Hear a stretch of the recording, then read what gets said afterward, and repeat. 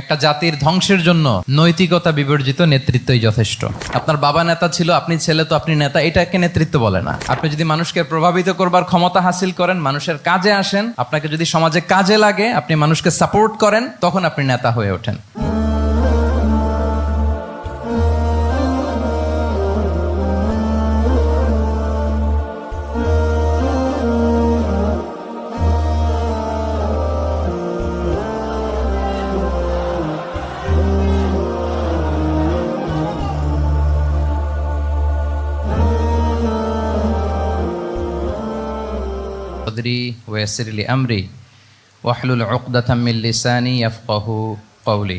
মিনার চট্টগ্রাম বিশ্ববিদ্যালয়ের আয়োজনে আজকের এই সিরাত প্রোগ্রামে আপনারা যারা উপস্থিত হয়েছেন তাদের সবাইকে জানাচ্ছি আন্তরিক শুভেচ্ছা এবং মোবারকবাদ। আহলান ওয়া সাহলান ওয়া মারহাবান বিকুম ফি হাযাল লিকা আত-তাইয়্যিব আল মুবারাক। আমরা শুরুতেই আল্লাহ রাব্বুল ইজ্জা ওয়াল জালালের দরবারে শুকরিয়া জ্ঞাপন করছি, যিনি আমাদেরকে আজকের এই চমৎকার সন্ধ্যায় চট্টগ্রাম বিশ্ববিদ্যালয়ের সমাজ বিজ্ঞান অনুষদের এই চমৎকার অডিটোরিয়ামে আল্লাহ রাসূল সাল্লাল্লাহু আলাইহি ওয়া আলিহি ওয়াসাল্লামের পবিত্র সিরাত থেকে কিছু আলোচনা শুনবার জন্য আমাদেরকে একত্রিত হওয়ার সুযোগ করে দিয়েছেন। আমরা সবাই কালিমাত শুকর পড়ে নিচ্ছি আলহামদুলিল্লাহ। যে টপিকটির উপর আজকের সিরাত প্রোগ্রামে কিছু কথা আমি উপস্থাপন করবার চেষ্টা করব, সেটা হচ্ছে প্রফিটিক লিডারশিপ, অর্থাৎ নবুবী নেতৃত্ব। আল্লাহ রাসূল সাল্লাল্লাহু আলাইহি ওয়াসাল্লামের নেতৃত্বের ধরন কেমন ছিল, কৌশলগুলো কেমন ছিল, স্ট্র্যাটেজি কেমন ছিল, রূপরেখা কেমন ছিল, এবং সেখান থেকে লেসন নিয়ে বর্তমান নেতৃত্বকে আমরা কিভাবে আরো ডেভেলপ করতে পারি, ইমপ্রুভ করতে পারি, এ নিয়ে সামান্য কিছু কথা আজকের এই প্রোগ্রামে আমি উপস্থাপন করার চেষ্টা করব ইনশাআল্লাহ বিইذনিল্লাহ। তো মূল আলোচনাতে যাওয়ার আগে আমাদের শুরুতে নেতৃত্ব জিনিসটা কি, what is leadership, what is the essence of leadership, এই বিষয়টা ক্লিয়ার হইতে হবে। এটা ক্লিয়ার হলে আমরা পুরো আলোচনাটা খুব ভালো করে উপভোগ করতে পারবো ইনশাআল্লাহ। আমি অডিয়েন্সের মধ্য থেকে শুনতে চাই যে নেতৃত্ব বলতে আমরা আসলে কি বুঝি, হোয়াট ইজ লিডারশিপ। লিডারশিপ মানে অন্যকে প্রভাবিত করবার ক্ষমতা, এটাই হচ্ছে মূলত লিডারশিপ। নেতৃত্ব মানে আপনার যদি অন্যকে ইনফ্লুয়েন্স করার ক্ষমতা থাকে, আপনার যদি মানুষকে ম্যানেজ করার ক্ষমতা থাকে, প্রভাবিত করবার ক্ষমতা থাকে, এটাই বেসিকলি লিডারশিপ। যদি আমরা অন্যকে প্রভাবিত করতে পারি তাহলে বাই ডিফল্ট আমি নেতা হয়ে উঠি। এটা হচ্ছে লিডারশিপের মূল সংজ্ঞা বা প্রকৃত কথা। লেটসে ক্লাস শেষে একজন তার বন্ধুদেরকে বলল চল খেলতে যাই, তো কেউ কেউ রাজি, আবার অনেকে রাজি না। সে কনভিন্স করা শুরু করলো, ফাইনালি সে সবাইকে কনভিন্স করে খেলতে নিয়ে গেল, এই যে লিডার হয়ে গেছে। ক্লিয়ার হয়েছে না ব্যাপারটা? তাহলে বেসিকলি অন্যকে প্রভাবিত করবার যে ক্ষমতা, এটাই হচ্ছে কি লিডারশিপ। যদি আমরা অন্যকে প্রভাবিত করতে পারি, ইনফ্লুয়েন্স করতে পারি। আমাদের সমাজে কিংবা রাষ্ট্রে আমরা যে সমস্যাগুলো দেখি, এগুলো বেসিকলি পোর লিডারশিপের কারণে। Poor leadership, because of poor leadership.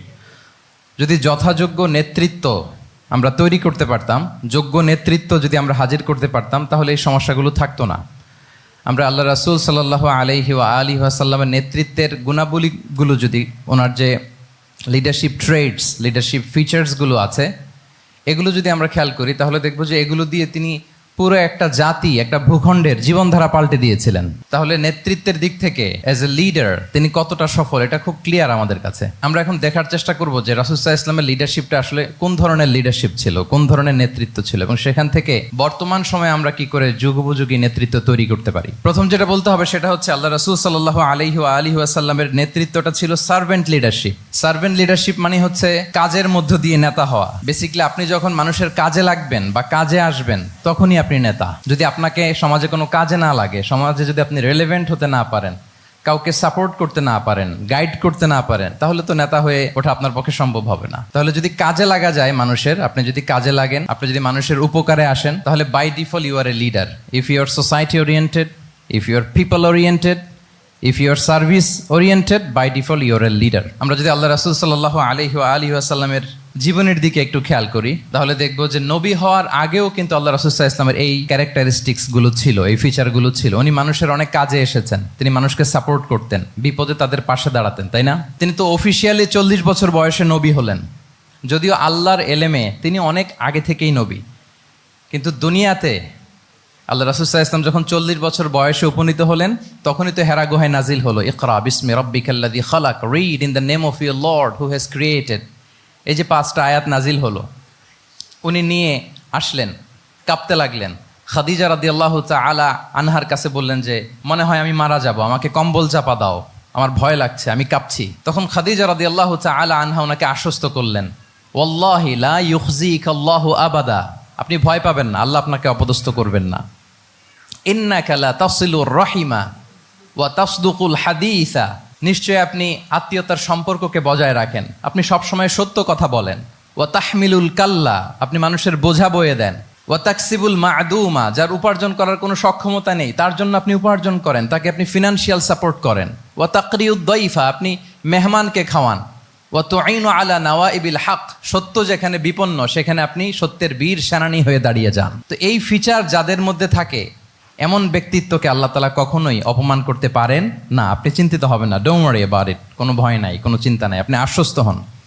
তাহলে দেখেন এই যে 6টা গুণের কথা খাদিজা রাদিয়াল্লাহু তাআলা আনহা বললেন, এগুলো কিন্তু রাসূল সাল্লাল্লাহু আলাইহি ওয়াসাল্লাম নবী হওয়ার আগের গুণ, অর্থাৎ 40 বছর বয়সে তিনি উপনীত হওয়ার আগেই ওনার এই অভ্যেস ছিল যে উনি অন্যের বোঝা বইয়ে দিতে হেল্প করতেন, মানুষকে সাপোর্ট করতেন। যার উপার্জন করার সুযোগ নাই, ক্ষমতা নাই, তাকে তিনি উপার্জন করে দিতেন, মানে তাকে ফিনান্সিয়ালি সাপোর্ট করতেন, মেহমান খাওয়াতেন।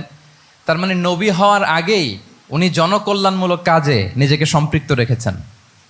মানুষকে তিনি সাপোর্ট করতেন, মানুষকে হেল্প করতেন, উনি মানুষের কাজে লাগতেন। আর যে মানুষের কাজে লাগে, মানুষের উপকারে আসে, জনকল্যাণমূলক কাজে নিজেকে সম্পৃক্ত রাখে, বাই ডিফল্ট সে নেতা, বাই ডিফল্ট সে কি নেতা হয়ে যায়।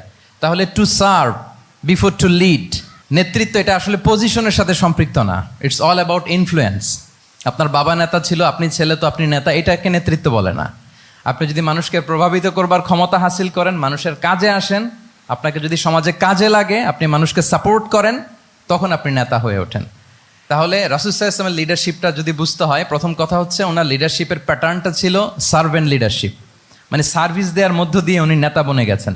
নবী হওয়ার আগেই ওনার মধ্যে এই ট্রেড ছিল, উনি মানুষকে সার্ভিস দিতেন। আরবিতেও একটা কথা আছে, সাইয়্যিদুল কওমি খাদিমুহুম, মানে যিনি সমাজের নেতা তিনি হবে সমাজের সবচেয়ে বড় খাদেম। যিনি নেতা হবেন তিনি সমাজের সবচেয়ে বড় কি হবেন? খাদেম হবেন। আমি টোটাল 12টা পয়েন্ট আলোচনা করবার চেষ্টা করবো ইনশাআল্লাহ। প্রথম পয়েন্টটা হচ্ছে সার্ভেন্ট লিডারশিপ, মানে to serve before to lead. নেতা হওয়ার আগে খাদেম হইতে হবে। কি হইতে হবে? খাদেম হইতে পারলে আপনি বাই ডিফল্ট নেতা। তাহলে আল্লাহ রাসূল সাল্লাল্লাহু আলাইহি ওয়া আলিহি ওয়াসাল্লামের নেতৃত্বের প্রথম কথা হচ্ছে ওনার লিডারশিপ প্যাটার্নটা ছিল সার্ভেন্ট লিডারশিপ, এটা হচ্ছে নাম্বার 1। 2 নম্বর কথা হচ্ছে নেতৃত্বের জন্য যেটা লাগে সেটা হচ্ছে কম্পিটেন্স। কিছু কম্পিটেন্স লাগে, এর মধ্যে অন্যতম কম্পিটেন্স হচ্ছে অ্যালোকুয়েন্স, বাগ্মিতা, বক্তব্যের পারঙ্গমতা, এটা লাগে। মানে যিনি নেতা হবেন তিনি কথা বলতে জানতে হবে, কথা বলতে পারতে হবে। এবার বলেন তো আল্লাহ রাসূল সাল্লাল্লাহু আলাইহি ওয়াসাল্লামের এই কোয়ালিটিটা ছিল কি ছিল না? অসাধারণ কমিউনিকেশন স্কিল ছিল আল্লাহ রাসূল সাল্লাল্লাহু আলাইহি ওয়া আলিহি ওয়াসাল্লামের। এবং ওনার পাবলিক স্পিকিং এর যে কি দক্ষতা, আমরা ওনার বিভিন্ন বক্তব্যে, ওনার জুমার খুতবায়, ওনার বিভিন্ন আলোচনায়, বক্তব্যগুলো থেকে আমরা বুঝতে পারি। তাহলে নেতা হইতে হলে তার এলোকোয়েন্স লাগে, বাগ্মিতা লাগে। একজন মানুষ সর্বপ্রথম কোন জিনিসের প্রেমে পড়ে জানেন? কথার প্রেমে পড়ে। কিসের? কথার প্রেমে পড়ে। কথার ধরন, কণ্ঠস্বর, তার অ্যাটিটিউড, তার শব্দের জাদু, এটা মানুষের হৃদয়কে জয় করে ফেলে। আল্লাহ রাসূল সাল্লাল্লাহু আলাইহি ওয়া আলিহি ওয়াসাল্লাম তিনি নিজেও বলেছেন, ওয়া ইন্না মিনাল বায়ানি লা সিহরা, কিছু কিছু বক্তব্যের মধ্যে জাদু আছে। তো রাসূল সাল্লাল্লাহু আলাইহি ওয়াসাল্লামের এই এলোকোয়েন্স ছিল, এলোকোয়েন্স। তিনি বলতেন, উতিতু জাওয়ামিউল কালিম, আল্লাহ তাআলা আমাকে সর্বমর্ম বাচন ভঙ্গির অধিকারী করেছেন। মানে উনি যেটা বলতেন এটা ছিল very precise in wording but comprehensive in meaning. এটার যে দোতনা, এটার যে appeal to the heart of the people, to the heart of the listener, এটা অসাধারণ, মানুষের হৃদয়কে জয় করে ফেলতো। আল্লাহু আকবার। তাহলে নেতা হইতে হইলে তার কমিউনিকেশন স্কিল লাগবে। কি বলেন? লাগবে। এখন নেতা আসছে, উনি বক্তব্য করতে পারতেছে না, তাহলে কি নেতা হইতে পারবে? তাহলে পাবলিক স্পিকিং, কমিউনিকেশন স্কিল, এটা ইটস এ মাস্ট, এটা নেতার লাগবে। যেমনটি রাসূলুল্লাহ সাল্লাল্লাহু আলাইহি ওয়া আলিহি ওয়াসাল্লামের ছিল। উনি সর্বমর্ম বাচন ভঙ্গির অধিকারী ছিলেন। বলতেন কম, কিন্তু এটার অ্যাপিল ছিল অনেক বেশি, এটার ব্যাখ্যা হয়ে যেত অনেক। রাসূল সাল্লাল্লাহু আলাইহি ওয়াসাল্লামের সবচাইতে বড় ভাষণটি ছিল বিদায় হজের ভাষণ, খুব সম্ভবত। ওই ভাষণের টেক্সটগুলোকে যদি একসাথে করা হয়, আমার মনে হয় 10 মিনিটের বেশি লাগবে না ওই টেক্সটগুলো পড়তে। তার মানে সবচাইতে বড় যে ভাষণ ওনার, ওটা কত ছিল? 10 থেকে 12 মিনিটের ভাষণ ছিল। আমরা তো ঘন্টার পর ঘন্টা বক্তব্য করি, তারপরেও তো আমরা মানুষের মনকে খুশি করতে পারি না।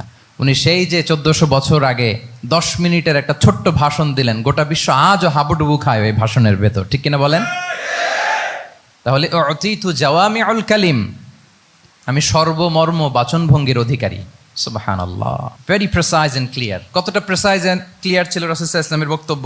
আম্মা জান আয়েশা রাদিয়াল্লাহু তাআলা আনহা বলেন, লাউ আদ্দাহুল আদ্দু লা আহসাহু, তিনি যখন বক্তব্য করতেন, কেউ যদি চাইতো যে দেখি কয়টা শব্দ বললেন বক্তব্যে, কয়টা বাক্য বললেন, চাইলে মুহূর্তে গুনে ফেলা যেত সেটা। এত প্রেসাইজ এন্ড ক্লিয়ার বক্তব্য ছিল যে তিনি কয়টা বাক্য ব্যবহার করেছেন, কয়টা শব্দ ইউজ করেছেন এই বক্তব্যে, চাইলে যে কেউ গুনে ফেলতে পারত। এবং তিনি খুবই শুদ্ধ আরবিতে কথা বলতেন, আফসাহুল লিসান ছিলেন। বিশুদ্ধ ভাষায় কথা বলতে পারা এটা অনেক জরুরি। রাসূল সাল্লাল্লাহু আলাইহি ওয়াসাল্লাম অত্যন্ত বিশুদ্ধ আরবিতে কথা বলতেন, এবং বিশুদ্ধ আরবি জানাটা বা বিশুদ্ধ ভাষাটা এত জরুরি যে আল্লাহ তাআলা তার প্রিয় হাবিবকে এই বিশুদ্ধ ভাষা শেখানোর জন্য মায়ের বুকের দুধ খাওয়া থেকে বঞ্চিত রেখেছিলেন।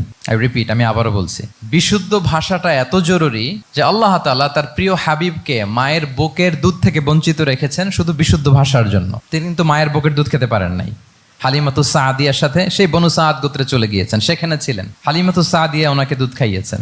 এরপরে যখন মরুভূমির চমৎকার পরিবেশে একেবারে বিশুদ্ধ আরবি তিনি শিখেছেন, আবার শিশু মুহাম্মদ সাল্লাল্লাহু আলাইহি ওয়াসাল্লামকে তিনি তার মায়ের কাছে ফিরিয়ে দিয়েছেন। তাহলে চিন্তা করে দেখেন যে বিশুদ্ধ ভাষার জন্য মায়ের বুকের দুধকে স্যাক্রিফাইস করা হয়েছে। আল্লাহু আকবার। তাহলে আম্মা জান আয়েশা রাদিয়াল্লাহু তাআলা আনহা বলতেন, লাউ আদ্দাহুল আদ্দু লা আহসাহু, চাইলে যে কেউ গুনতে পারতো যে তিনি প্রিয় নবীজি কয়টা বাক্য বললেন, কয়টা শব্দ। এত প্রেসাইজ এন্ড ক্লিয়ার ছিল। অন্য বর্ণনায় এসেছে, কানা ইয়াতাকাল্লামু বিকালামিন বাইনাহু ফাসলুন, তিনি এমন ভাবে কথা বলতেন, কথার মাঝখানে মাঝখানে পজ দিতেন। কি দিতেন? পজ দিতেন, মানে একটু থামতেন যাতে করে শ্রোতারা বুঝতে পারে।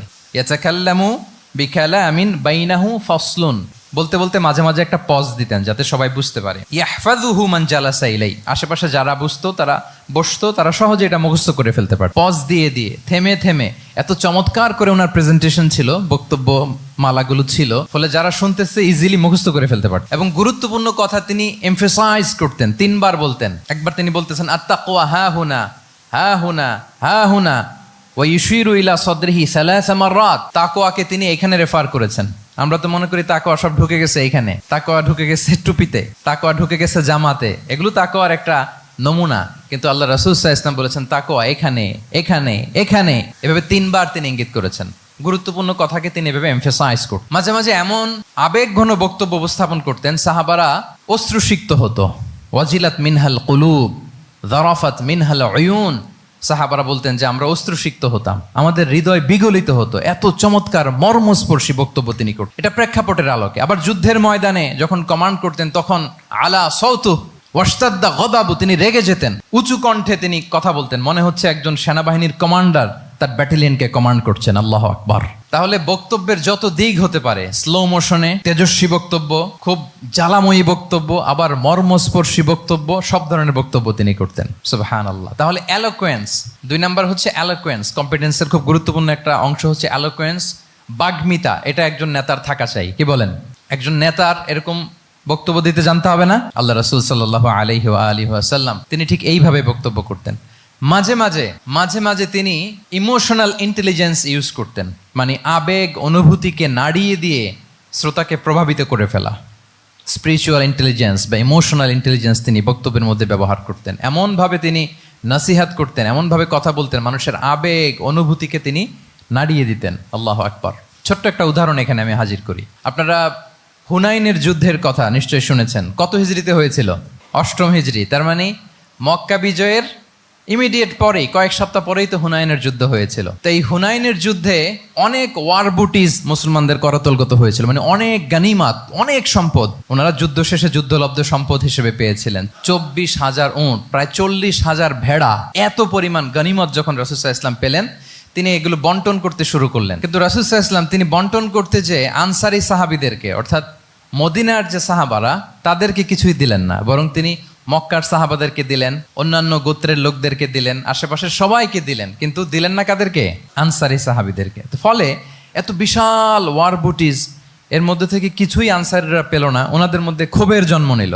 ক্ষোভ থেকে ওনারা সমালোচনা করতে আরম্ভ করলেন আল্লাহ রাসূল সাল্লাল্লাহু আলাইহি ওয়াসাল্লামের। এবং সমালোচনা করতে করতে এটা এমন পর্যায়ে চলে গেল, এক পর্যায়ে তারা বলতে আরম্ভ করলো যে আমরা ওনার জন্য জান দিলাম, জীবন দিলাম, আজকে উনি এত সম্পদ পেয়ে সব নিজ এলাকার লোকদের মাঝে বন্টন করে দিল, এটা কি ঠিক করলো উনি? আল্লাহর নবীকে ক্ষমা করুক। মানে কেমন যেন রাসূল একটা ভুল করে ফেলছেন, রাসূল সাল্লাল্লাহু আলাইহি ওয়াসাল্লাম ওনাদেরকে দিতে বাধ্য ছিলেন, এটা যেহেতু দেন নাই, আল্লাহ তার রাসূলকে ক্ষমা করুক, এরকম একটা কথা তারা বলে ফেললেন। এটা তো অনেক বড় কথা।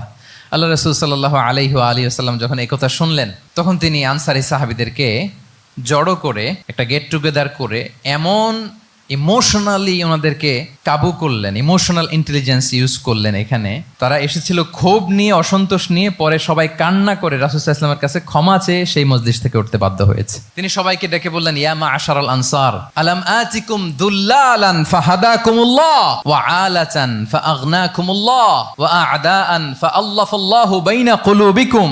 চমৎকার চমৎকার এক্সপ্রেশন, যে ওহে আনসাররা, আমি কি তোমাদেরকে পথভ্রষ্ট পাইনি, পথহারা পাইনি? আমার ওসিলায় তোমরা হেদায়েতের দেখা পেয়েছো।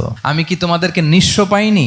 আমার ওসিলায় তোমরা সমৃদ্ধ হয়েছো, সম্পদশালী হয়েছো। আমি কি তোমাদেরকে যুদ্ধরত অবস্থায় পাইনি? আউস খাজরাজ তোমরা তো ফাইট করতেছিলে ইচ আদার।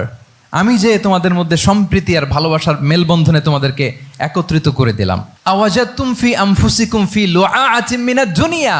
আর দুনিয়ার সামান্য কিছু জিনিসের কারণে তোমরা মনে কষ্ট পাচ্ছ, যেটা দিয়ে আমি কিছু মুসলিমদের হৃদয়কে আকৃষ্ট করছিলাম। তা আল্লাফতু বিহা কওমান লিউসলিমু ওয়া ওয়াকালতুকুম ইলা ইসলামিকুম। আমি কিছু মুসলিমদেরকে এগুলো দিয়ে তাদের হৃদয়টাকে ইসলামের প্রতি আরো অ্যাট্রাক্টেড করতেছিলাম, আর তোমাদেরকে তোমাদের ইসলামের উপরই আমি ছেড়ে দিয়েছি। আমি জানি আমার আনসাররা, তাদের হৃদয়ে যে ইসলাম আছে এটাই তাদের জন্য যথেষ্ট। আমা তারদাউনা আইয়াযহাবান নাসু বিশ-শাতি ওয়াল বাঈর وَتَرْجِعُونَ بِرَسُولِ اللَّهِ فِي رِحَالِكُمْ. Won't you be happy that people go back to their country with sheep and camel, and you go back to your country with Rasulullah?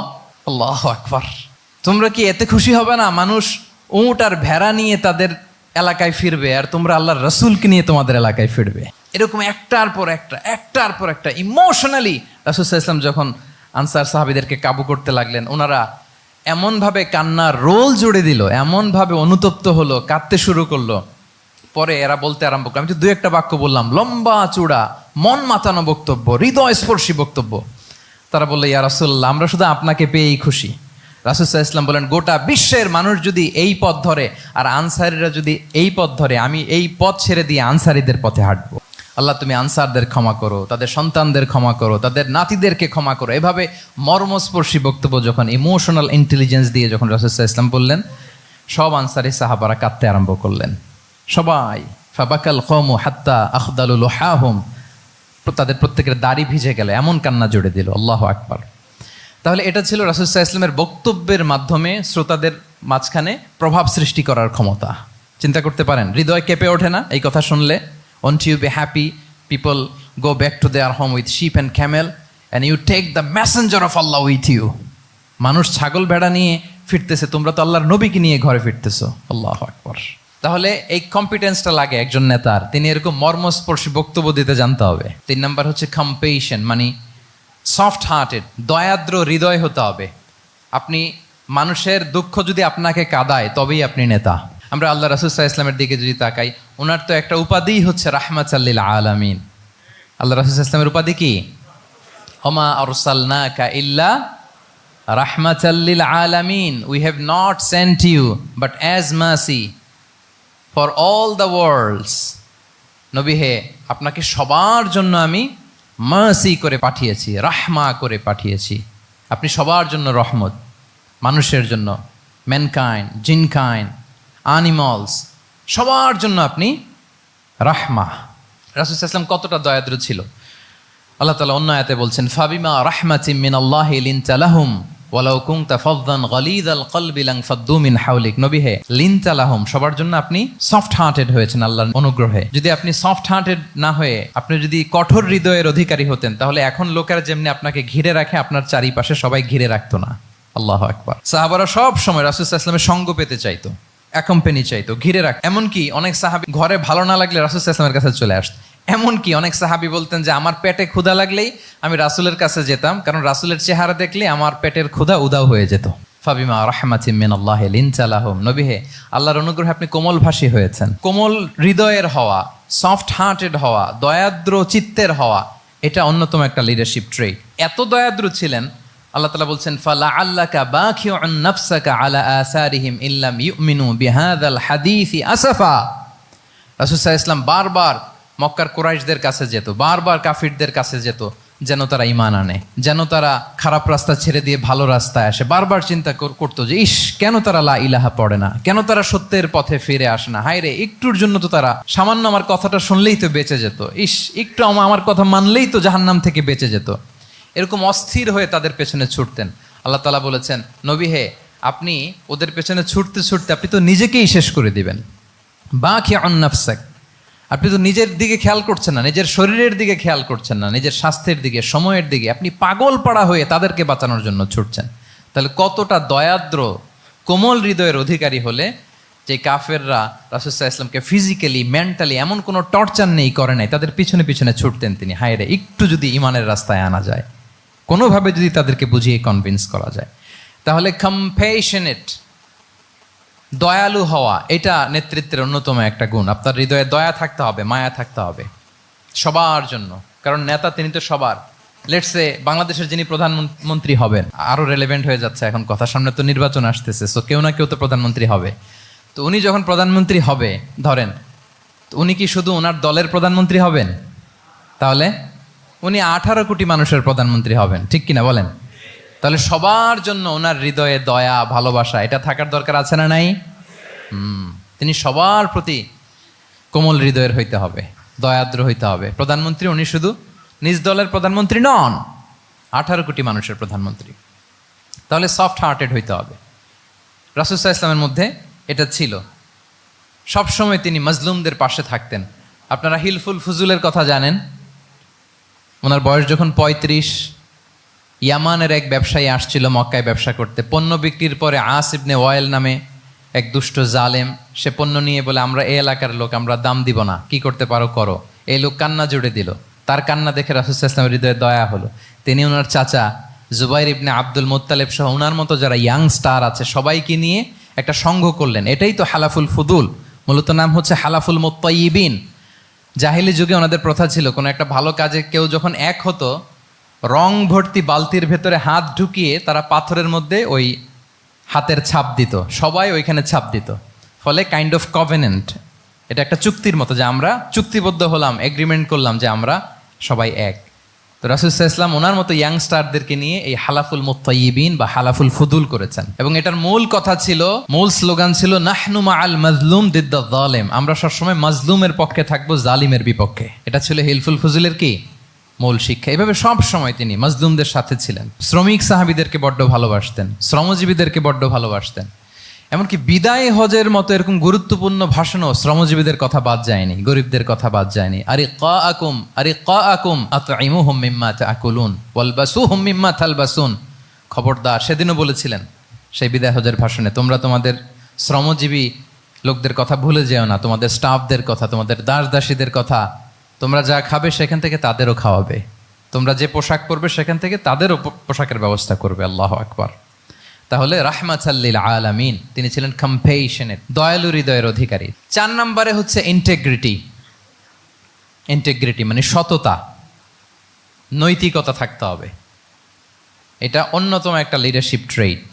এটার বড় ক্রাইসিস এখন ইন্টিগ্রিটির। রাসূল সাল্লাল্লাহু আলাইহি ওয়াসাল্লামের লিডারশিপটা ছিল এথিক্যাল লিডারশিপ, কিন্তু এইটার অনেক বড় ক্রাইসিস আমাদের সমাজে, আমাদের নেতৃত্বের মাঝে। কি বলেন? নৈতিকতার ঘাটতি আছে না? নৈতিকতা বিবর্জিত নেতৃত্ব, এটা দিয়ে কিছুই হয় না। একটা জাতির ধ্বংসের জন্য নৈতিকতা বিবর্জিত নেতৃত্বই যথেষ্ট। এজন্য নৈতিকতা লাগবে, ইন্টিগ্রিটি, সততা।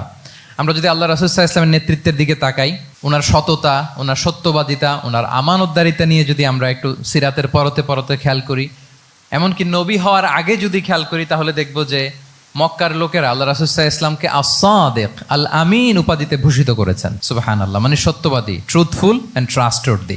স্বয়ং মক্কার লোকেরা, মক্কার মুশরিকরা রাসূল সাল্লাল্লাহু আলাইহি ওয়াসাল্লামকে উপাধি দিয়েছিলেন আল আমিন। কি উপাধি দিয়েছিলেন? আল আমিন। তার মানে কখনো মিথ্যা বলেননি, কখনো আমানতের খেয়ানত করেননি। যখন আয়াত নাজিল হলো, ওয়া আনজির আশিরাতাকাল আকরাবিন, হে নবী আপনি আপনার নিকট আত্মীয়দেরকে সতর্ক করুন জাহান্নামের আযাবের, তিনি সাফা পাহাড়ের চূড়ায় উঠে গেলেন, ডাকতে আরম্ভ করলেন, ও মক্কার লোকেরা, ও আমার আত্মীয়রা, আমি যদি বলি এই পাহাড়ের পেছনে একদল ঘোড় সাওয়ার সশস্ত্র ব্যাটালিয়ন তোমাদেরকে এখনই অ্যাটাক করবে, তোমরা কি বিশ্বাস করবে? আকুনতুম মুসাদ্দিকিয়া, আমার কথা বিশ্বাস করবে? মক্কাবাসী এক বাক্যে কি বলেছিল জানেন? তারা বলেছিল নাম, অবশ্যই বিশ্বাস করবে। কেন বিশ্বাস করবে? বলে যে মা জাররাবনা আলাইকা ইল্লা সিদকা, we have never ever experienced a single lie from you in our life. আমরা জীবনে কোনোদিন তোমার মিথ্যা বলতে শুনি নাই। আল্লাহু আকবার। কি নিঃসংকোচ স্বীকৃতি এলাকার লোকদের। এইটা আমাদের সমাজে অনেক বড় ক্রাইসিস, আমানতদারিতা, ট্রাস্টওয়ার্থিনেস। সো এখান থেকে আমাদের শিখতে হবে, অনেক কিছু রিভাইজ করতে হবে আমাদেরকে।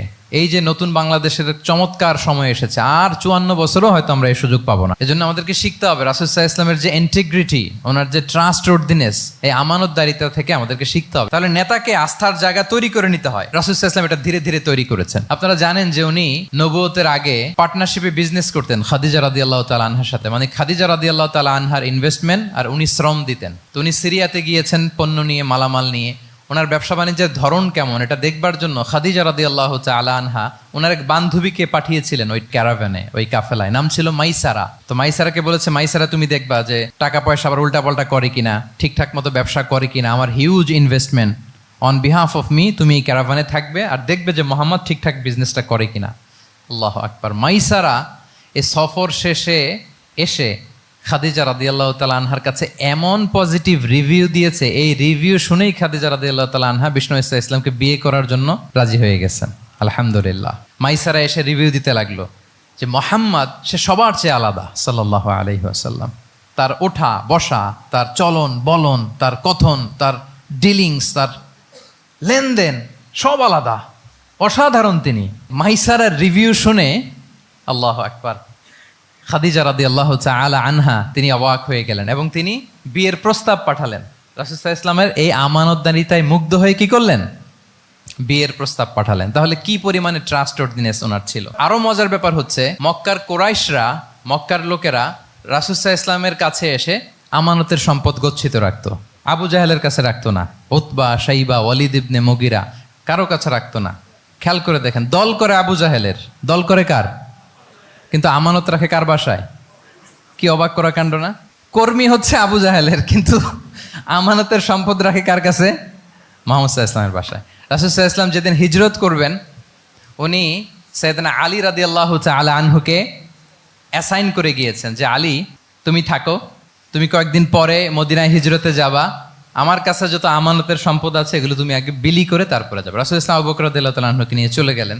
আলী রাদিয়াল্লাহু তাআলা আনহুর টানা 3 দিন লেগেছে যে ডেপোজিটগুলো রাসূল সাল্লাল্লাহু আলাইহি ওয়াসাল্লামের কাছে ছিল, আমানতের যেই জিনিসগুলো ছিল এগুলো বন্টন করতে সাইয়েদনা আলী রাদিয়াল্লাহু তাআলা আনহু 3 দিন সময় নিয়েছেন। 3 দিন। এত পরিমাণ আমানতের সম্পদ রাসূল সাল্লাল্লাহু আলাইহি ওয়াসাল্লামের কাছে ছিল। আল্লাহু আকবার। তাহলে এই আমানতদারিতা, সততা, অনেস্টি, ট্রাস্টওয়ার্থিনেস এটা অনেক জরুরি নেতৃত্বের জন্য। নেতা হতে চাইলে তাকে আমানতদার হইতে হবে। যদি একজন ট্রু লিডার কেউ হতে চায়, তার মধ্যে আমানতদারিতা চাই। কি চাই? আমানতদার। তাহলে ইন্টিগ্রিটি। 5 নম্বরে হচ্ছে গুড ইন্টারাকশন উইথ ফলোয়ার্স। নেতার তার ফলোয়ারের সাথে কি লাগবে?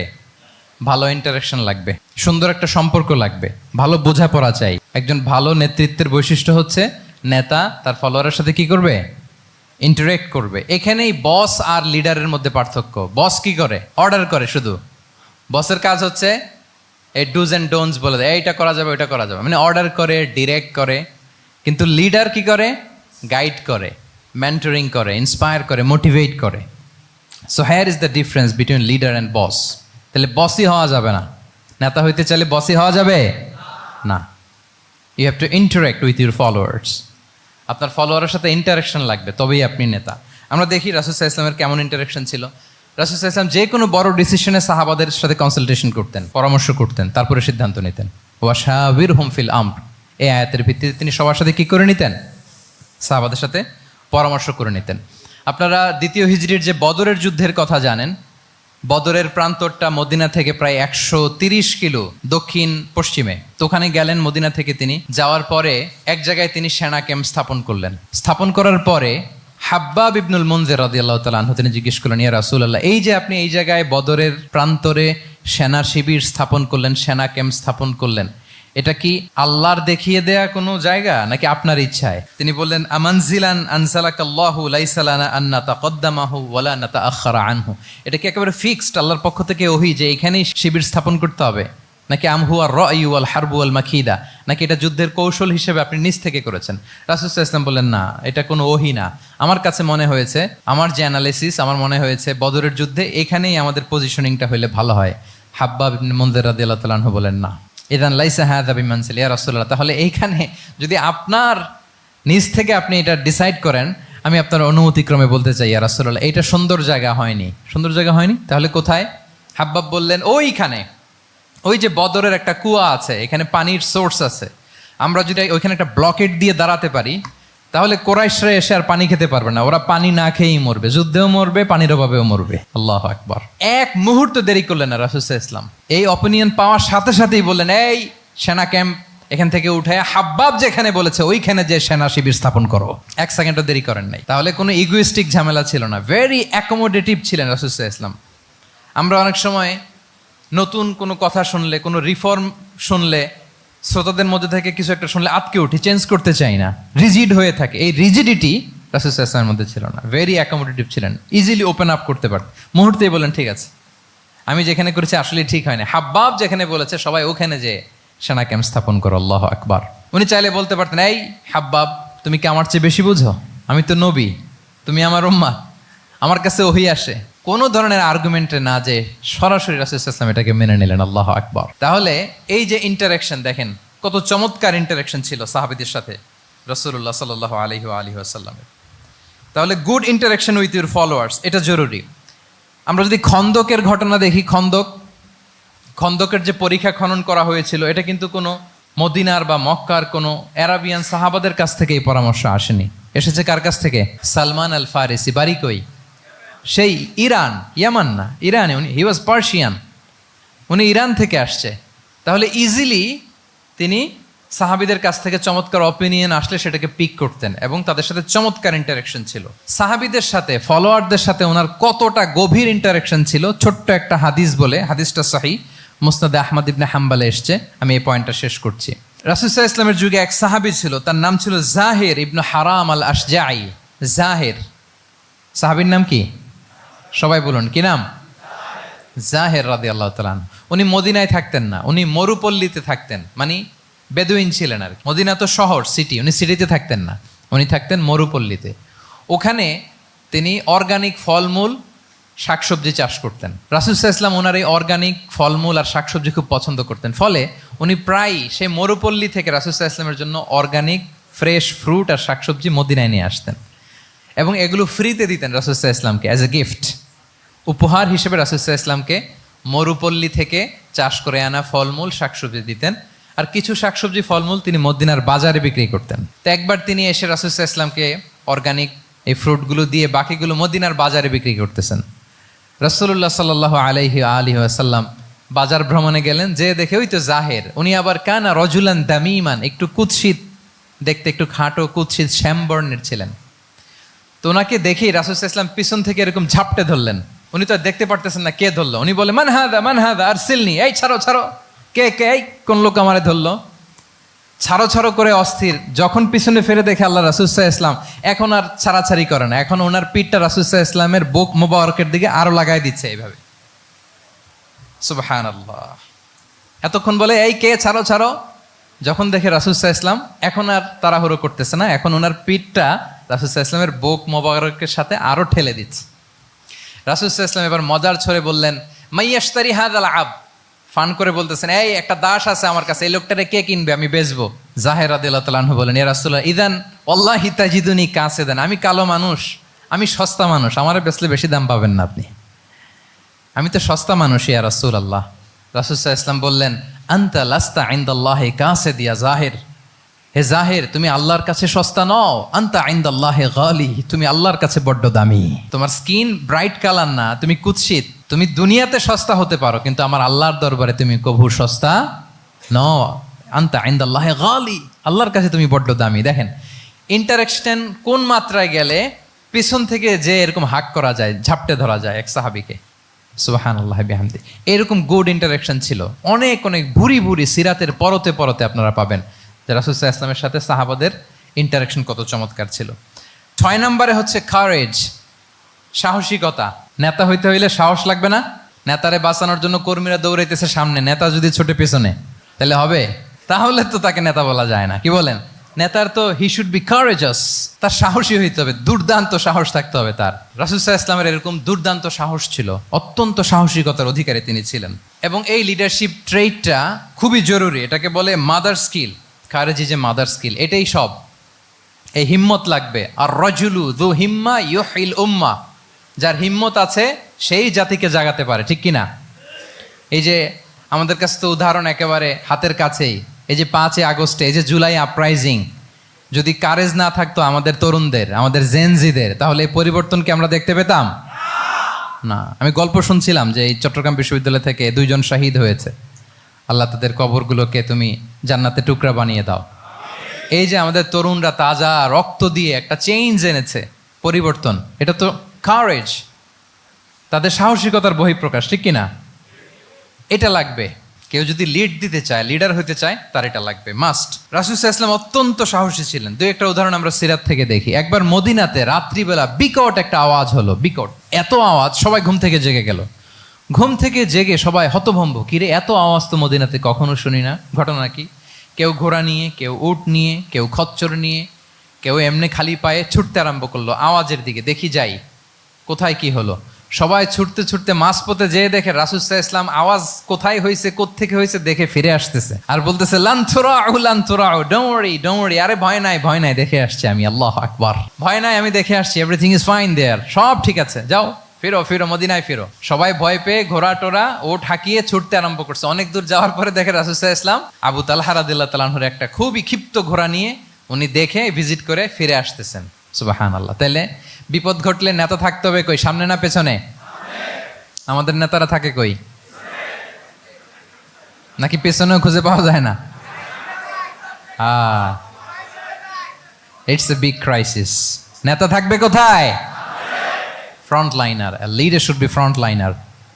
উনি তো লিড দিবে, নেতৃত্ব দিবে। এখন ওনারা যদি খুঁজে পাওয়া না যায়, তাহলে থাকবে কিছু না। এই যে শিখতে হবে আমাদের, যেমনটা রাসূল সাল্লাল্লাহু আলাইহি ওয়াসাল্লাম করলেন। বিকট আওয়াজ, উনি আগে চলে গেছে, কাউকে না বলে দেখে টেকে চলে আসতেছে। আল্লাহু আকবার। হুনাইনের যুদ্ধে এক পর্যায়ে মুসলমানরা পর্যদুস্ত হয়ে যাচ্ছিল, আপনারা অনেকে জানেন। To make the long story short, পুরো ঘটনাটা আমি আনবো না। সাহাবারা দিক বিদিক ছুটতে আরম্ভ করলো, পাহাড়ের উপর থেকে এমন প্রবল বেগে তীর ছোড়া হচ্ছিল, সাহাবারা টিকতে পারছিলেন না, কেউ এদিকে কেউ ওদিকে। রাসূল সাল্লাল্লাহু আলাইহি ওয়াসাল্লাম এই তীর তলোয়ারকে উপেক্ষা করে সামনে যেয়ে দাঁড়ালেন ঢালের মতো, আর বললেন আনা নবিয়্যু লা কাযিব আনা ইবনু আব্দুল মুত্তালিব। এই সাহাবারা, আনা নবিয়্যু লা কাযিব, আমি সত্য নবী, আমার দিকে ফেরো, I'm the grandson of Abdul Muttalib, আমি দাঁড়িয়ে আছি, ফেরো। রাসূল সাল্লাল্লাহু আলাইহি ওয়াসাল্লামের যখন এই সাহসী স্টেটমেন্ট তারা পেলেন, আবার আল্লাহু আকবার ধ্বনি নিয়ে সাহাবারা সামনের দিকে এগিয়ে গেছেন। এই যে আগালেন, আর পিছু ফিরলেন না, হুনাইন জয় করেই ছাড়লেন। আল্লাহু আকবার। তাহলে ইতিহাসের পরতে পরতে, সিরাতের পরতে পরতে আমরা দেখবো যে রাসূল সাল্লাল্লাহু আলাইহি ওয়াসাল্লাম হি ওয়াজ এ হাইলি কারেজাস, অনেক সাহসী একজন ব্যক্তিত্ব ছিলেন, অত্যন্ত সাহসী পুরুষ ছিলেন। তাহলে নেতা হইতে হইলে তার কি লাগবে? সাহসিকতা লাগবে, তার তো লিড দিতে হবে ফ্রন্ট লাইন থেকে। এবং কাপুরুষতা, ভীরুতা, এটা থেকে রাসূল সাল্লাল্লাহু আলাইহি ওয়াসাল্লাম পানা চেয়েছেন। আল্লাহুম্মা ইন্নী আউযু বিকা মিনাল হাম্মি ওয়াল হাসান ওয়া আউযু বিকা মিনাল আজজি ওয়াল কাসাল ওয়া আউযু বিকা মিনাল জুবনি ওয়াল বুখল। জুবন মানে কি? ভীরুতা, কাপুরুষতা। হে আল্লাহ, আমি ভীরুতা থেকে, কাপুরুষতা থেকে পানাহা চাই। আমরা যেন কাপুরুষ না হই, আমরা যেন ভীরু না হই, আমরা যেন সত্যের বীর সেনানী হয়ে আবু সাঈদের মতো এরকম 2 হাত প্রসারিত করে দাঁড়াতে পারি, ঠিক কিনা? এই যে কারেজাস আবু সাঈদ, হ্যাঁ, is the icon of courage of Bangladesh. কি বলেন? এই যে বুক টান টান করে যে হাত 2টা প্রসারিত করে দাঁড়ালো, আল্লাহু আকবার। গোটা বিশ্ব এখন তাকে আইকনিক ফিগার হিসেবে মেনে নিস। কি বলেন? গোটা বিশ্ব তাকে চিনছে, তার জন্য দোয়া করছে। তাহলে courage it's an essential leadership trade, এটা লাগবে প্রিয় ভাইয়েরা। আল্লাহ তাআলা এই কারেজ, এই সৎ সাহস দিয়ে আমাদেরকে ধন্য করুক। 7 নম্বরে হচ্ছে কনফ্লিক্ট রিজলভিং এবিলিটি, বিরোধ নিষ্পত্তি করার মতো যোগ্যতা থাকতে হবে নেতার। অর্থাৎ নেতা হইতে হবে এমন যে বিরোধকে নিষ্পত্তি করে দিতে পারে, মিটমাট করে দিতে পারে, ঝগড়া লাগলে মিটায়ে দিতে পারে, এটা গুরুত্বপূর্ণ কোয়ালিটি না নেতার জন্য, কি বলেন? রাসূল সাল্লাল্লাহু আলাইহি ইসলামের কিন্তু এটা ছিল, বিরোধ নিষ্পত্তি করা। রাসূল সাল্লাল্লাহু আলাইহি ইসলাম মক্কা থেকে মদিনায় যে 1 ঘন্টায় বছরের পর বছর চলে আসা যুদ্ধ, they use to fight each other, Aws and Khazraj, 1 ঘন্টায় যুদ্ধ থামাই দিয়েছেন। আল্লাহু আকবার। He was a very good mediator and arbitrator. রাসূল সাল্লাল্লাহু আলাইহি ইসলাম অত্যন্ত ভালো মধ্যস্থতাকারী ছিলেন, ভালো মধ্যস্থতাকারী তিনি ছিলেন। তিনি থামিয়ে দিতে পারতেন, বিরোধকে থামাতে পারতেন। আপনারা জানেন যে মক্কায় একবার সম্ভবত অগ্নিকাণ্ডের কারণে কাবা ঘর জ্বলে গিয়েছিল, ধ্বংস হয়েছিল, কিছু অংশ নষ্ট হয়ে গিয়েছিল। কাবাকে রিনোভেট করা হয়েছিল, ফলে কাবার একটা কর্নারে যে ব্ল্যাক স্টোন কর্নার, রুকনুল হাজারিল আসওয়াদ, হাজরে আসওয়াদ পাথরকে সরিয়ে রাখা হয়েছিল। এখন কাবা যখন পুনর্নির্মাণ শেষ, ওই হাজরে আসওয়াদ পাথরকে আবার তার জায়গায় রাখা হবে। কিন্তু কে রাখবে? সবাই রাখতে চায়, সব দলের নেতারা বলে আমরা রাখবো।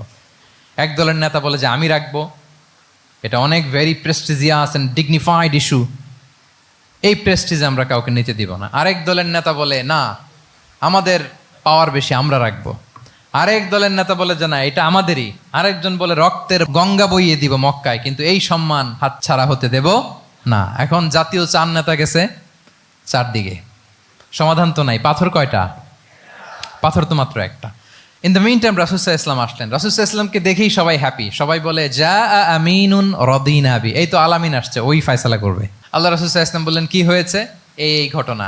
জাতীয় 4 নেতা বলে এই পাথর নিয়ে তারা নিজেরা রাখবে, কাউকে দিবেন। রাসূল সাল্লাল্লাহু আলাইহি ওয়াসাল্লাম বললেন ঠিক আছে, একটা চাদর নিয়ে আসো। চাদর নিয়ে আসা হলো। এবার জাতীয় 4 নেতা চাদরের 4 কর্নার ধরে দাঁড়ালো। রাসূল সাল্লাল্লাহু আলাইহি ওয়াসাল্লাম নিজ হাতে হাজরে আসওয়াদ তুলে চাদরের মাঝখানে রাখলেন। এবার 4 নেতাকে বললেন আসো তোমরা আমার সাথে। তারা আগাতে লাগলো। কাবা ঘরের সামনে যখন আসলো, রাসূল সাল্লাল্লাহু আলাইহি ওয়াসাল্লাম নিজ হাতে, ওনার বরকতময় হাতে আবার হাজরে আসওয়াদ ধরে ঠিক জায়গা মতো রেখে দিলেন।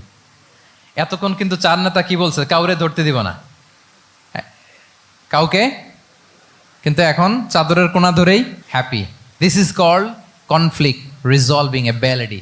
একজন নেতার এরকম কনফ্লিক্ট, সমাজে যখন এই ধরনের বিরোধ তৈরি হয়, ঝামেলা তৈরি হয়, মারামারির মতো পরিস্থিতি তৈরি হয়, সংঘাতের মতো একটা সিচুয়েশন হয়, নেতা এটাকে রিজলভ করার ক্যাপাসিটি, এবিলিটি তার থাকতে হবে। আল্লাহ রাসূল সাল্লাল্লাহু আলাইহি ওয়াসাল্লামকে আল্লাহ তাআলা এটা দিয়েছিলেন। আল্লাহু আকবার। শুধু বড় বড় জিনিস না, ছোট ছোট জিনিসও করতে হয়। লেটস সে নিজ দলের নেতাকর্মীদের মধ্যে মারামারি, নিজ দেশের ভেতরে মারামারি, দেশের সাথে প্রতিবেশী দেশের বিরোধ, রিজিওনাল সুপার পাওয়ার হলে আশেপাশের অনেকগুলো দেশের মধ্যে বিরোধ, আপনাকে নেতা হয়ে এগুলো মিটমাট করে দিতে হবে। সুপার পাওয়ার যদি হয়ে যান, গোটা বিশ্বের যেখানে ঝামেলা লাগে, দেখেন না বড় বড় মোড়লরা কি করে? ওই কাতারে বসে বসে ওই আফগানিস্তান, তারপর ওই ইসরায়েল, কাতার মিলাই দিচ্ছে, দেখেন না এগুলো নিউজে আপনারা? This is called conflict resolving ability. কনফ্লিক্টকে রিজলভ করতে জানতে হয়। রাসূল সাল্লাল্লাহু আলাইহি ওয়াসাল্লাম এরকম রাষ্ট্রীয় পর্যায়ে, বড় বড় সামাজিক পর্যায়ে, এমনকি ফ্যামিলি অ্যাফেয়ার্সের মধ্যে যত বিরোধ লাগতো রাসূল সাল্লাল্লাহু আলাইহি ওয়াসাল্লাম মিলাই দিতেন। আল্লাহু আকবার। ফ্যামিলি কাউন্সিলিং, এজন্য প্রত্যেক ইমাম খতিবদের এই কাউন্সিলিং এর উপর ট্রেনিং নেওয়া দরকার।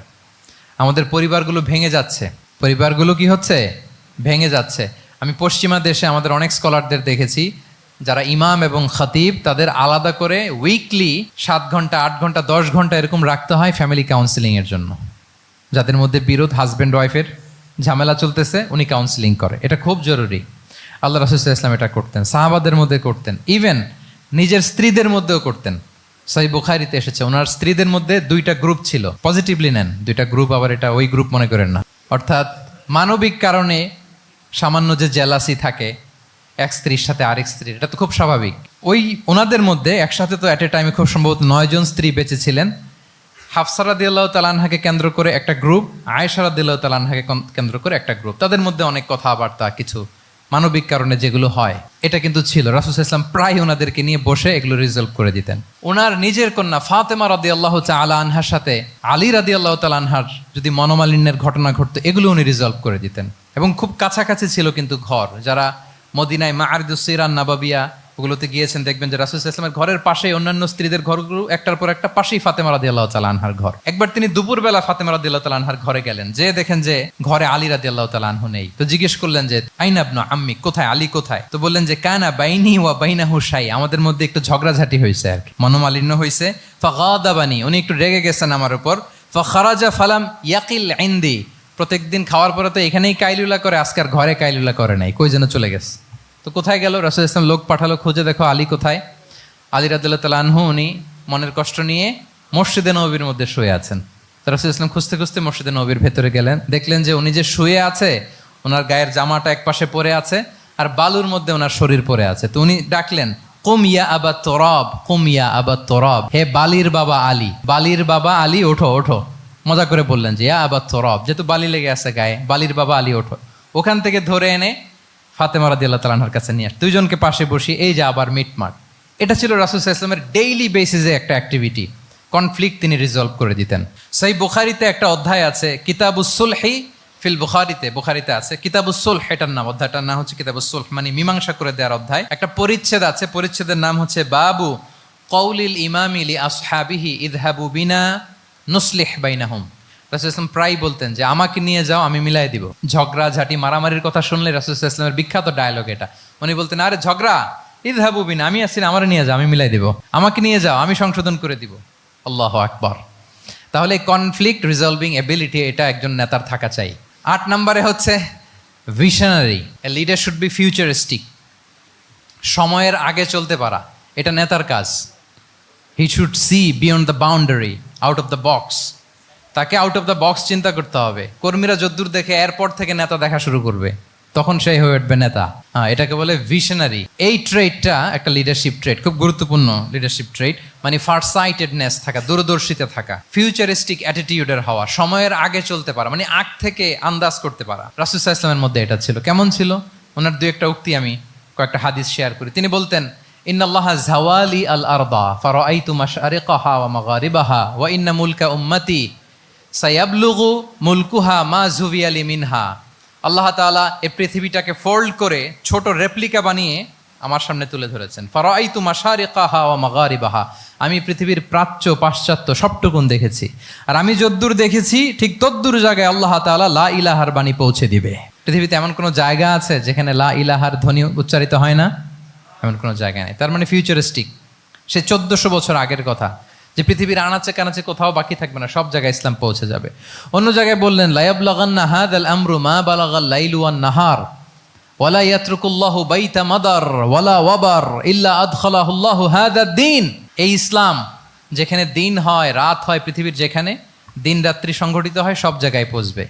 এমন কোনো কাঁচা ঘর, পাকা ঘর, কোনো জঙ্গল, কোনো পাহাড়, কোনো ভূখণ্ড, এই পৃথিবীতে কোনো এমন কোনো জনপদ থাকবে না যেখানে ইসলামের বাণী পৌঁছবে না। সব জায়গায় পৌঁছে যাবে। আল্লাহু আকবার। তাহলে এটা হচ্ছে ফিউচারিস্টিক অ্যাটিটিউডের ব্যক্তিত্ব হওয়ার কারণে তিনি এমনটি বলেছেন। আগাম বুঝে ফেলতেন। আপনারা হুদাইবিয়ার সন্ধির কথা জানেন না? হুদাইবিয়ার ট্রিটির কথা শুনেছেন না? 1400 সাহাবা গিয়েছিলেন ওমরা করতে, ওরা ওমরা করতে দিবে না, সন্ধি করো। তো কি সন্ধি? বলে যে রসুলুল্লাহ লেখা যাবে না, মাহমদ রসুল্লাহ, নো রসুল্লাহ, রসুল্লাহ কাটো। সাহাবিরা বলে আমরা কাটতে পারবো না। রাসূল ইসলাম বললেন না না, কেটে ফেলো। কাটা হলো। এই বছর ওমরা করতে পারবো না, সাহাবারা বলে আমরা মানি না। রাসূল ইসলাম বললেন এটাও মেনে নাও। আগামী বছর আসবা ওমরা করতে, থাকতে পারবা মাত্র 3 দিন। কয়দিন? সাহাবিরা বলে অসম্ভব, এটা আমাদের ভূখণ্ড, আমরা যতদিন মনে চায় থাকবো। রাসূল ইসলাম বললেন না না, বাদশেদ না, মেনে নাও। মক্কা থেকে কোনো লোক মদিনায় গেলে আমাদেরকে মক্কায় ফেরত দিতে হবে, কিন্তু মদিনা থেকে কেউ মক্কায় আসলে আমরা ফেরত দেব না। দেখছেন ক্লজগুলো? দেখছেন একটার পর একটা, সবগুলো কাফিরদের পক্ষে যায়।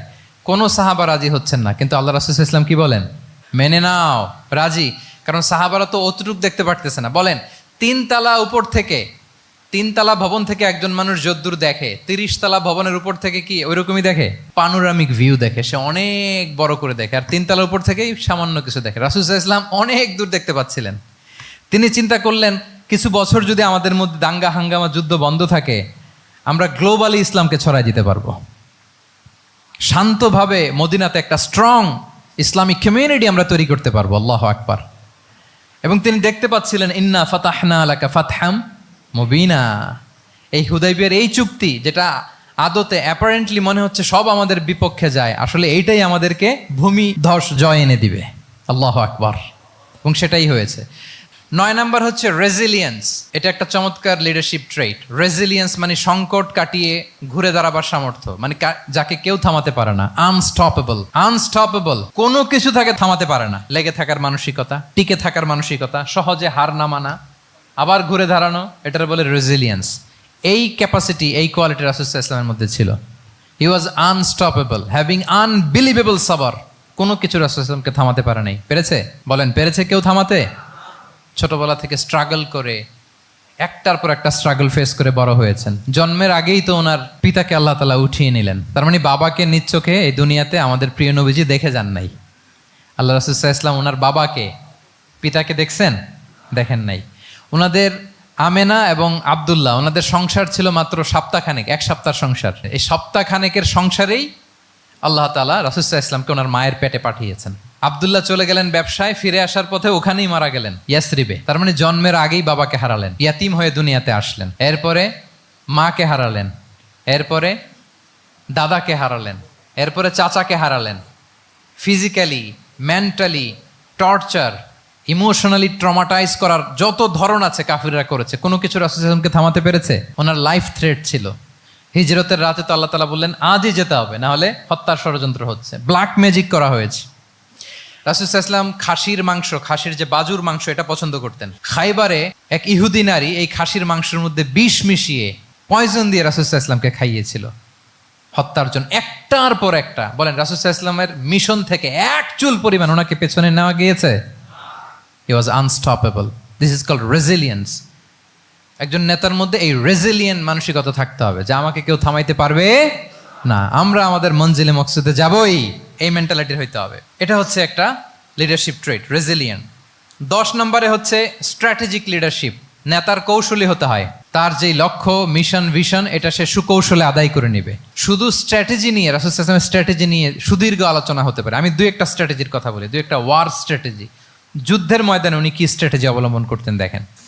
উনি যুদ্ধের ডিস্ট্রাকশনকে, ক্যাজুয়ালিটি মিনিমাইজ করবার জন্য ওনার নির্দেশনা থাকতো, খবরদার কোনো নারীর গায়ে হাত তুলো না যুদ্ধের ময়দানে, শিশুর গায়ে হাত তুলো না, কোনো পাদ্রীর গায়ে হাত তুলো না, উপাসনারত যে সন্ন্যাসীরা আছে তাদের গায়ে হাত তুলো না, ওই এলাকার গবাদি পশুগুলোকে মেরো না, গাছপালা ধ্বংস করো না, যারা তোমাদের বিরুদ্ধে তলোয়ার ধরেনি তাদেরকে অ্যাটাক করো না।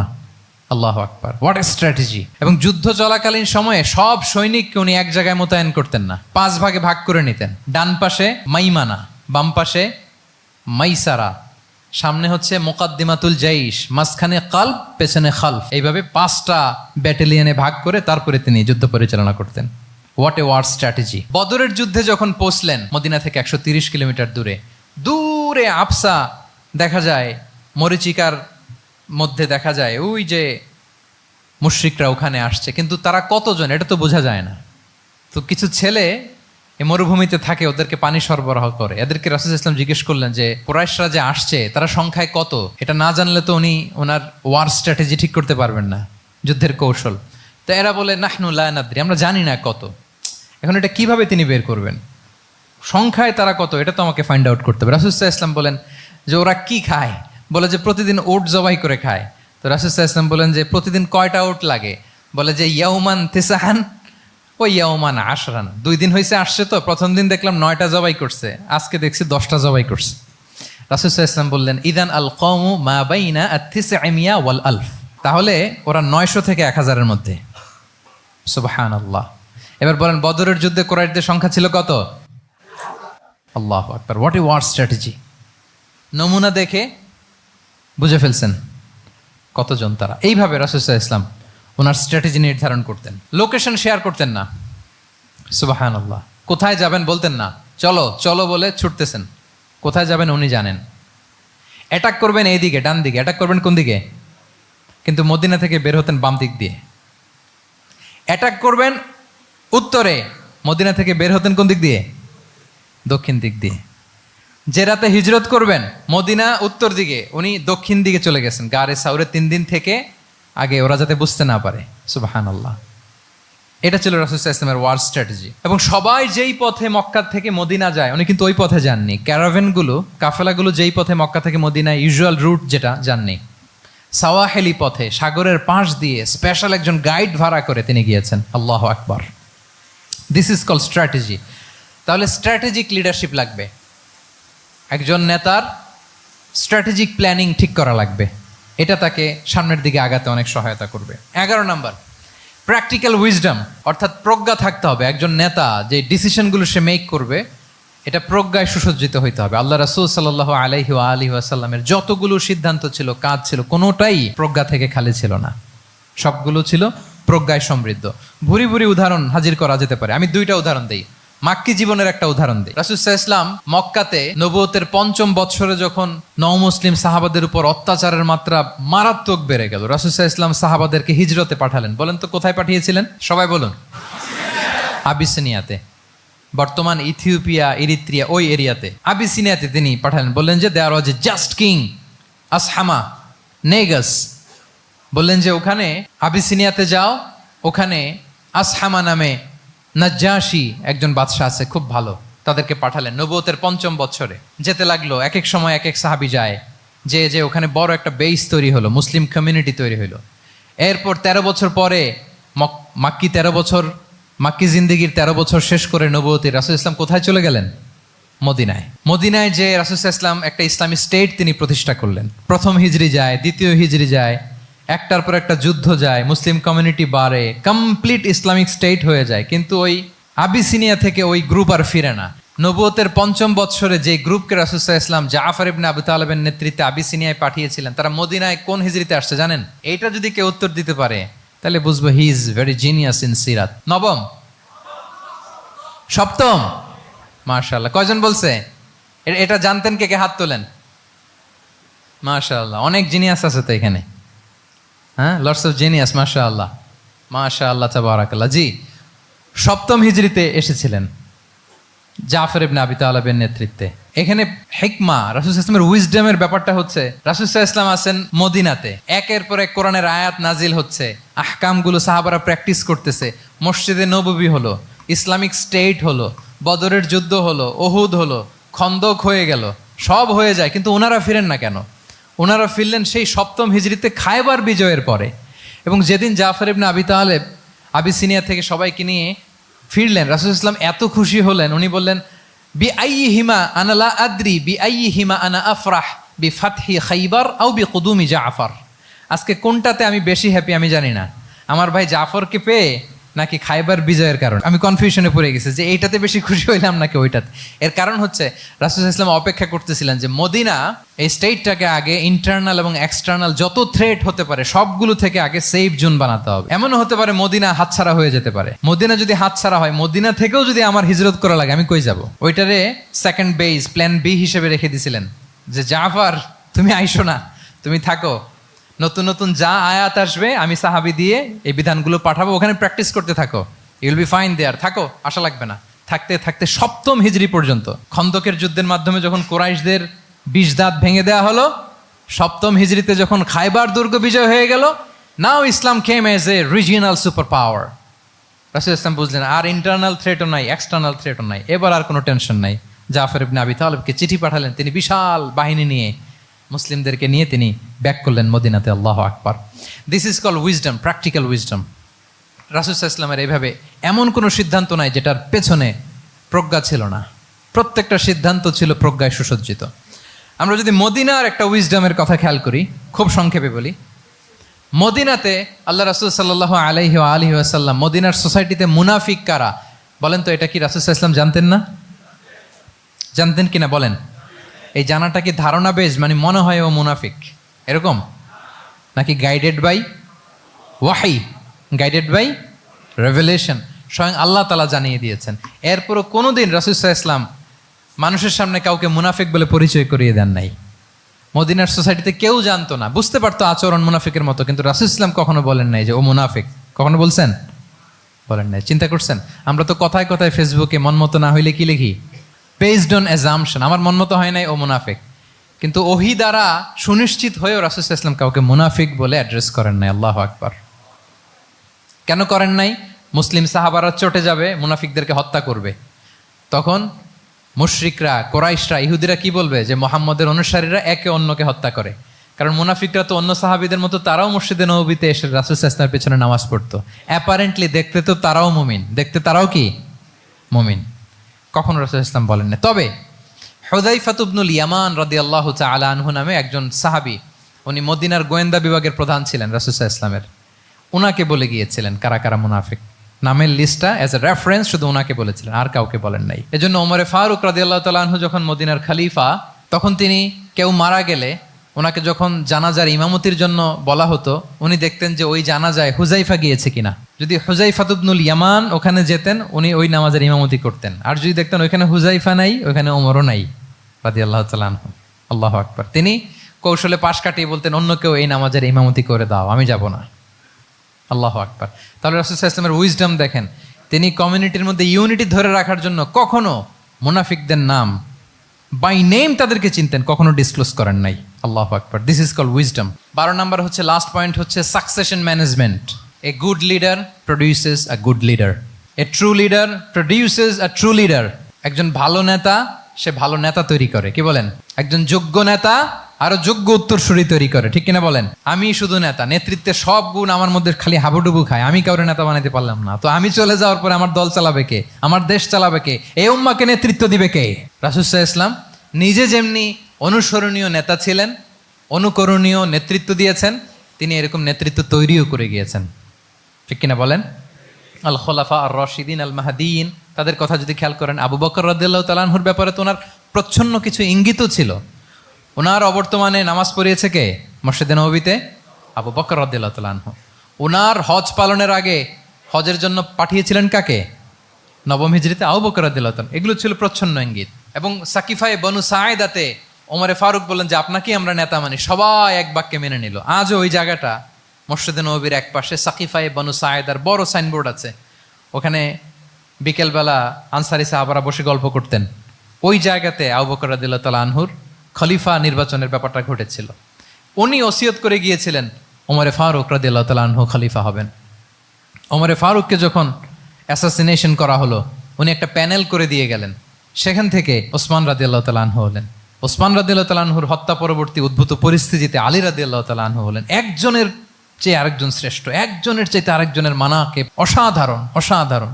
এই যে নেতৃত্ব রাসূল সাল্লাল্লাহু আলাইহি ওয়াসাল্লাম এটা জীবদ্দশায় তৈরি করেছেন। যার যেখানে ক্যাপাসিটি দেখেছেন তাকে ওই দিকে উদ্বুদ্ধ করেছেন।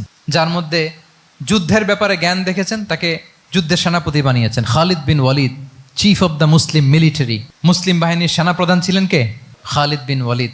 ওনার দিয়ে কখনো কবিতা লিখতে পাঠাইছেন রাসূল সাল্লাল্লাহু আলাইহি ওয়াসাল্লাম, কিন্তু হাসান বিন সাবেতকে দিয়ে কি করছেন? শুধু কি কবিতা লেখানো, ওনার মিম্বরের পাশে মসজিদে নববীতে আরেকটা মিম্বর বানাই দিয়েছেন, স্টেজ, যে তুমি এখানে দাঁড়িয়ে এমন জ্বালাময়ী কবিতা লিখবে যেন গুজবাম হয় মুসলমানদের, জেহাদের ময়দানের জন্য ঝাঁপিয়ে পড়ে। তাহলে খালিদ বিন ওয়ালিদকে দিয়ে এক কাজ করিয়েছেন, হাসান বিন সাবেতকে দিয়ে আরেক কাজ করিয়েছেন। মুআয ইবনে জাবাল রাদিয়াল্লাহু তাআলা আনহু প্রশাসনিক কার্যক্রম ভালো বুঝতেন। মদিনা রাষ্ট্রের সবচাইতে বড় সিনিয়র আমলা ছিলেন মুআয ইবনে জাবাল, ইয়ামানের গভর্নর করে পাঠিয়েছেন। ওনার এটাতে যোগ্যতা ছিল। যার যেখানে তিনি প্রতিভা দেখেছেন ইসলামের কল্যাণে রাসূল সাল্লাল্লাহু আলাইহি ওয়াসাল্লাম ওই প্রতিভাগুলোকে কাজে লাগিয়েছেন। এইভাবে ওনার সাকসেশন ম্যানেজমেন্টকে উনি গড়ে তুলেছেন। ফলে ওনার পরবর্তীতে বছরের পর বছর ইসলামী নেতৃত্বের হাল ধরতে মুসলিম উম্মার বেগ পেতে হয় নাই, ঠিক কিনা বলেন? তাহলে a good leader, a true leader produces a good leader. একজন সফল নেতা সে এরকম আরো অনেক সফল নেতৃত্ব তৈরি করে যায়, তাহলেই তার নেতৃত্ব সামনের দিকে আগাতে থাকে। 12টা জিজ্ঞেস করলে বলা যাবে? হ্যাঁ, নোট করে রাখছেন বোধহয় না? খুব খুশি হয়েছে আমি, মাশাআল্লাহ। শ্রোতা যদি ভালো হয়, শ্রোতা যদি দেখি যে না আমার সাথে সাথে মাথা নাড়ায়, রেসপন্স করে, উত্তর দেয়, তখন কথা বলতেও ভালো লাগে। মানে এত গরমের মধ্যে, এত কষ্টে, অল আর সোয়েটিং, বাট এত মনোযোগের সাথে আপনারা শুনেছেন। আল্লাহ তাআলা আপনাদেরকে কবুল করুক। যুগোপযোগী নেতৃত্ব তৈরি করবার জন্য রাসূল সাল্লাল্লাহু আলাইহি ওয়াসাল্লামের এই যে লিডারশিপ ট্রেট, লিডারশিপ ফিচার্স, লিডারশিপ কোয়ালিটি, ওনার যে নেতৃত্বের ধরন আমরা জানলাম, এগুলো থেকে আমাদের অনেক শেখার আছে, অনেক নেয়ার আছে। আমরা চাইবো আমাদের আগামী নেতৃত্ব আল্লাহ রাসূল সাল্লাল্লাহু আলাইহি ওয়াসাল্লামের এই লিডারশিপ ট্রেট থেকে উপকৃত হবে। তারা এগুলো স্টাডি করবে, এখান থেকে তারা তাদের নিজেদের নেতৃত্বকে সাজাবে। আল্লাহ তাআলা আমাদের সবাইকে কথাগুলো বোঝা আর আমল করার তৌফিক দান করুক। আমি আবারও মিনার চট্টগ্রাম বিশ্ববিদ্যালয়কে অন্তরের অন্তঃস্থল থেকে শুভেচ্ছা জানাই এরকম চমৎকার প্রোগ্রামের আয়োজন করবার জন্য। ইউনিভার্সিটি অথরিটিকে আমি শুভেচ্ছা জানাই এবং আমার মাথার তাজ সম্মানিত শিক্ষক মণ্ডলীকে শুভেচ্ছা জানাই এবং প্রিয় শিক্ষার্থী বন্ধুদেরকে আবারও প্রাণঢাল অভিনন্দন জানিয়ে রাসূল সাল্লাল্লাহু আলাইহি ওয়াসাল্লামের নেতৃত্বের উপর প্রফিটিক লিডারশিপ টপিকে এই আলোচনা আমি এখানেই শেষ করছি। হাদা মা ইনদি ওয়াল ইলমু ইনদাল্লাহি আলাইহি তাওয়াক্কালতু ওয়া ইলাইহি উনীব। ওয়াসসালামু আলাইকুম ওয়া রাহমাতুল্লাহি ওয়া বারাকাতুহু।